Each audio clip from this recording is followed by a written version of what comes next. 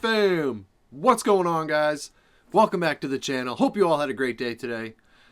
Found a really cool video for you. Mariana Trench in pursuit of the abyss. Fascinating. The Mariana Trench is fascinating. I'm not going to say anything else. I don't know too much about it, but I do know some stuff. I don't know, man. Let's check it out. Let's see if we can learn something, huh? If you guys are new here, hit that subscribe button. Join the best family on YouTube, the Saucey fam. We'd love to have you. Throw a like on it. Do all that fun stuff. Take it away, folks.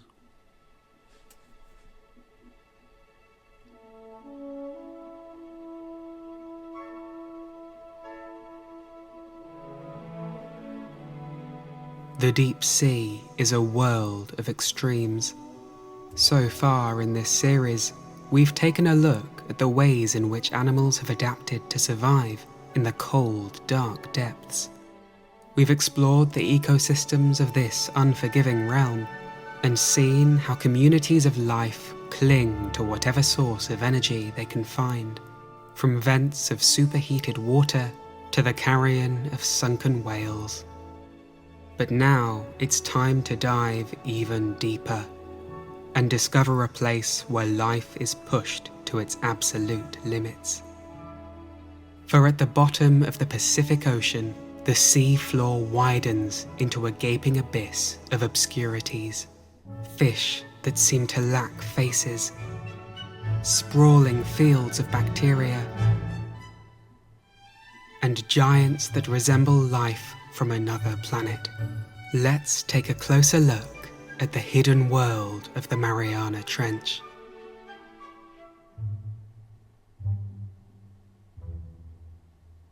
Wow. I didn't realize this was a series. Huh. Okay. The infamous Mariana Trench sits like a crescent-shaped dent in the floor of the Pacific. A 2,550 kilometer long, 69 kilometer wide fracture that plummets down into a pure black void. At the bottom, it hosts the deepest known location on Earth, the Challenger Deep, 11,033 meters or 36,200 feet beneath the waves. The trench itself is but one part of a global network of deep scars that cut across the ocean floor. Features that formed from a process called subduction. In the case of the Mariana Trench, the western edge of the Pacific Plate was thrust beneath the smaller Mariana Plate to the west, creating the deep fracture. Molten material then rose through volcanoes near the trench, building the nearby Mariana Islands.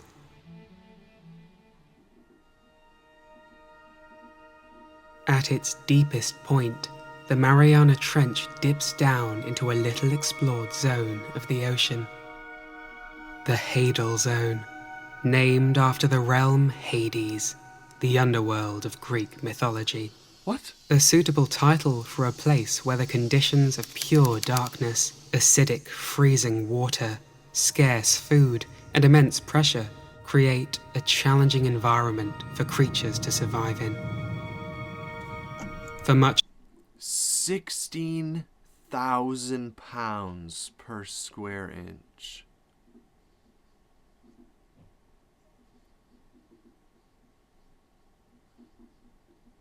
How does anything live there? Much of history, it was believed to be a dead zone, void of any life at all. An impossible frontier, and an empty void of perils that could never be reached by any human. But in the 19th century, this was all about to change. The Mariana's depths were first plumbed in 1875, when the crew aboard the HMS Challenger cast a weighted sounding line over the side of the vessel and found they needed more rope. They had not expected there to be a location so deep, but news of its discovery caught the eye of the ambitious. Knowing it existed simply wasn't enough, and a few dared to venture to the bottom. Nope. Nope. Absolutely not, my friend. In 1960, 85 years after the Challenger Deep was discovered on that pioneering voyage, 2 men set out to reach the bottom. Jacques Piccard and Navy Lieutenant Don Walsh, sheltered only by a cramped bath-escape submersible called the Trieste. Their 5-hour descent was fraught with challenges. The water pressure near the bottom was nearly 1,000 times greater than atmospheric pressure at sea level. During the journey, this caused the viewing window to crack, limiting their time spent on the sea floor to only 20 minutes. They went to the bottom? Even in such a short amount of time, what they saw would shock the scientific community. Life, pale shrimp and flounder-like fish, along with what they described as a dark brown diatomaceous ooze that covered the sea floor. Piccard described this moment with excitement in a book about the voyage. Here, in an instant, was the answer that biologists had asked for the decades. Could life exist in the greatest depths of the ocean? It could.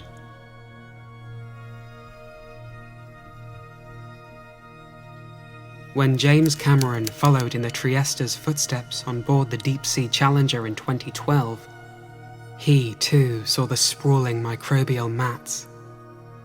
Bizarre-looking filamentous clumps of microorganisms living off chemicals from altered rocks, 10,912 meters, or 35,803 feet down in a sunless world. It is these bacteria that support more complex creatures, for without sunlight, larger animals must instead rely on the energy produced by bacteria undergoing chemosynthesis, the deep sea equivalent to photosynthesis. Wow.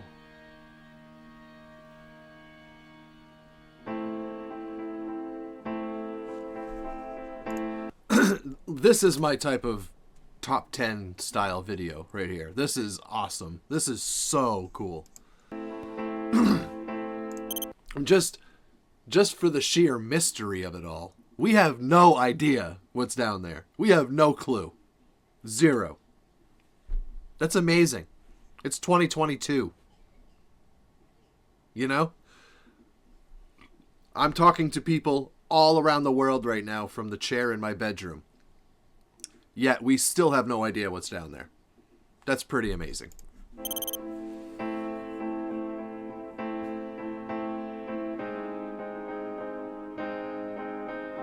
The footage you're seeing now was taken by an unmanned Japanese submersible called Kaiko in 1996. Having reached a depth of 10,897 meters, it marked the deepest dive for an unmanned submersible at the time. Its goal was to sample bacteria from the mats that Piccard and Walsh had observed nearly 40 years earlier. They found that a number of these bacterial species appeared to be obligately barophilic, meaning they thrived under high environmental pressures, proving that the idea that life could only exist in more moderate conditions was flawed. But in 1998, Kaiko returned to the Challenger Deep and stumbled upon more complex life. Hierondelia gigas, a gigantic amphipod species. This discovery posed a bit of a mystery. The extreme pressures of the deep sea cause calcium carbonate that makes up the shells of amphipods and many marine animals to dissolve more readily in water, leaving their soft bodies vulnerable. As such, amphipods are not usually found below about 5,000 meters, or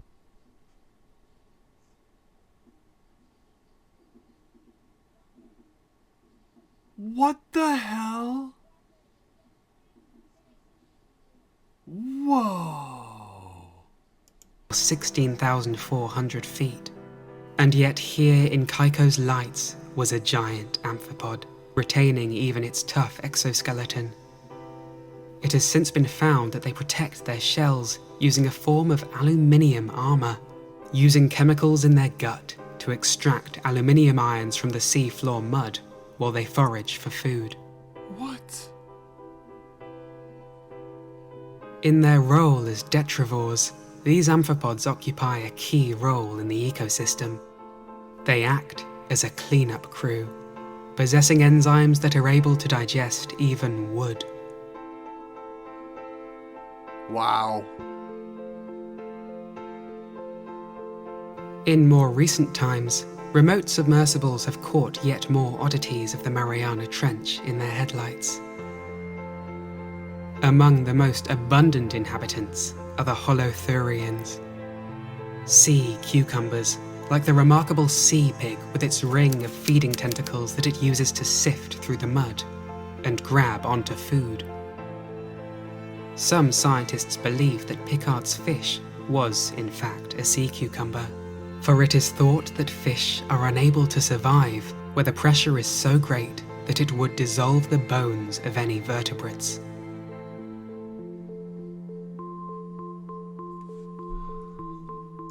This sort of thing just sent me off on a little wild thought for a second here. I can picture, obviously this is a very out there just thought. It's just a thought, a wild thought, but a thought nonetheless. What if there's another life form out there somewhere watching us on a top 10 right now? I mean, we can say how insane it is and how rare it is and how perfect the conditions have to be for life to be able to exist in this place. What about Earth? What about Earth? The atmosphere, the ozone layer, gravity, oxygen, sun being at the perfect distance, the moon being at the perfect distance from the sun, from the Earth. Like, it has to be perfect or it won't work. So it just makes me think our ability to have life on the surface of the Earth is really just as amazing, if you think about it. Considering how insanely vast space is and how little there actually is up there that we can see anyway. I mean, I get there's a lot up there. I'm not trying to get all science-y, okay? I don't know that much about it. I'm just saying, for how big of a playground it is, we're a pretty small little collection of rocks. And they're all perfectly spaced for you and I to be able to be sitting here right now. You know? And it just, when that little flounder thing was like skipping across the floor, I'm just sitting here thinking, like, it has no idea. It's just living its life. It's just living its life. It knows nothing of the sort about some higher intelligent creature watching it and then making a video about it and then putting it out there for the rest of its kind to see. You know? Isn't that weird to think about in a way? All these creatures right here are being observed by this higher intelligence. And then that higher intelligence that's observing them shares it with the rest of its people. Why couldn't that be happening to us? Why couldn't it? Why couldn't it? The same way that we can appear invisible to them. You don't think that if there was such a thing as an intelligence that much greater than ours, that they couldn't appear invisible to us? I mean, we miss things right in front of our face. You can't tell me they couldn't. You can't tell me they couldn't, because you're wrong. If they were that much more intelligent than us, you just, like humans are, we see what we want to see. Always have, always will. There's a select few that see through it or beyond it, you know? generally speaking, we see what we want to see. I just think that's a really neat way to think about it. I don't know. Maybe I'm weird. No. I'm weird. But I just think it's a neat way to think about it. This is awesome. This is so fascinating. The deepest known fish thrives at depths of 8,000 meters, or 26,200 feet. What? Still 2 kilometers above the Challenger Deep. The Mariana Snailfish, discovered in 2014, yet given the scientific name Pseudoliparis swirae to commemorate Sub-Lieutenant Herbert Swire from the HMS Challenger. Looks like a lava lamp. But snailfish and amphipods are not the only oddballs found in the trench. Gigantic xenophyonophores grow to be 20 centimeters in diameter, yet consist of only a single cell. Predatory tunicates called sea squirts anchor their bodies to the sides of canyons in wait of passing prey, while deep-sea hatchetfish use bioluminescence to blend in with their surroundings. While only glimpses of these otherworldly organisms have been recorded, their abundance goes to show that life will always find a way to survive, even when faced with the intense challenge of living at the heart of the ocean's underworld.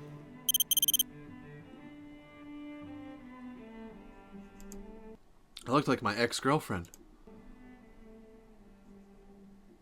Despite all the expeditions and the footage that's been gathered, we have still only just begun to dip our toes into the hidden world of the Mariana Trench. It is likely that many new species await discovery and will help us piece together the puzzle of how animals can survive such extremities. What the? Researching the Mariana's microorganisms could lead to vital breakthroughs in biomedicine and biotechnology, and shed light on the story of life's emergence on planet Earth. But even the furthest depths are within reach of human-driven destruction. Already has plastic been found in a place we scarcely understand. Who knows what vital discoveries might vanish before we come to understand their importance. This portion of the video is sponsored by NordVPN. To explain...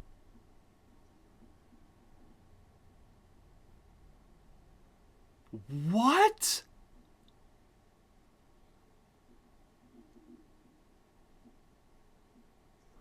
Oh, that makes me want to cry.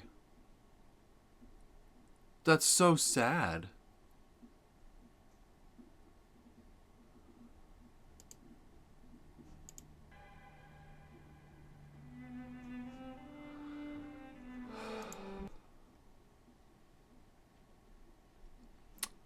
They have some really neat videos.